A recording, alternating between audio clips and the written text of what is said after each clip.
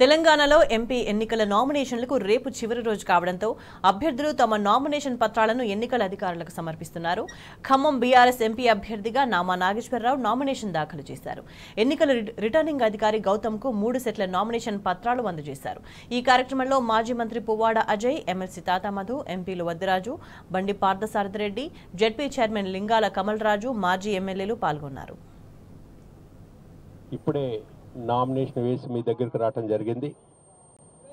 మా నాయకుడు కేసీఆర్ గారు ఆశీర్వదించి బీఫామ్ ఇచ్చి ప్రజల దగ్గరికి, ఖమ్మం జిల్లా ప్రజల దగ్గరికి పంపించడం జరిగింది. దాంట్లో భాగంగా పార్టీ తరఫున ఈ రోజున నామినేషన్ వేశాను. ఖమ్మం జిల్లా ప్రజలు నేను కోరుకునేది ఒకటే, నేను ఖమ్మం జిల్లా ఒక రైతు బిడ్డని. ఈ రైతు బిడ్డని మీరు ఎన్నోసార్లు ఆశీర్వదించారు, పార్లమెంటుకి పంపించారు. మీరు ఆశీర్వదించి పార్లమెంటుకి పంపించిన ప్రతిసారి కూడా రైతు సమస్యల మీద, బడుగు బలహీన వర్గాల సమస్యల మీద, రాష్ట్ర సమస్యల మీద, దేశ సమస్యల మీద, రాష్ట్రానికి రావాల్సినటువంటి హక్కుల మీద, రాష్ట్రానికి రావాల్సినటువంటి ప్రాజెక్టుల మీద, రాష్ట్రానికి రావాల్సినటువంటి నిధుల మీద, రాష్ట్ర ప్రజలకి అన్ని విధాలు కూడా ఏ అయితే ఇష్యూస్ ఉంటే అన్నీ కూడా పార్లమెంట్లో లేవనెత్తాం. ఈ రోజున మళ్ళొక్కసారి ఖమ్మం జిల్లా ప్రజలందరినీ కూడా కోరుకుంటున్నా, నా పార్లమెంట్ కాన్స్టిట్యున్సీలో ఉన్నటువంటి ప్రతి ఒక్క ఓటర్ని కూడా కోరుకుంటున్నా, మళ్ళొక్కసారి మీ బిడ్డగా నన్ను ఆశీర్వదించండి. గత 25 సంవత్సరాల నుంచి నేను రాజకీయాలలో ఉన్నాను. మీ వాడిగా నన్ను ఆశీర్వదించారు.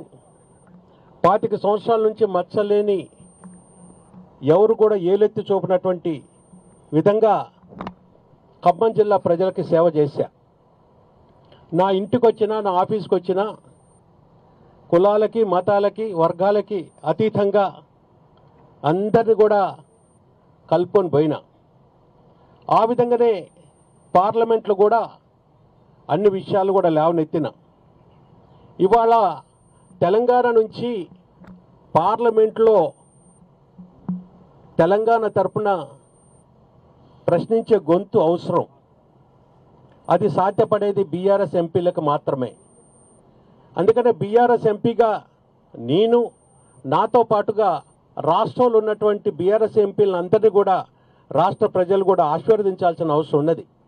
తెలంగాణకి రావాల్సినటువంటి విభజన చట్టం అంశాలైతే, ఇంకా తెలంగాణకి రావాల్సిన ప్రాజెక్టులు అయితే, నిధులైతే, వీటి మీద పార్లమెంట్లో గొంతు ఎత్తాల్సిన అవసరం ఉన్నది. కాబట్టి ఖచ్చితంగా కూడా ఈసారి నన్ను ఆశీర్వదించండి.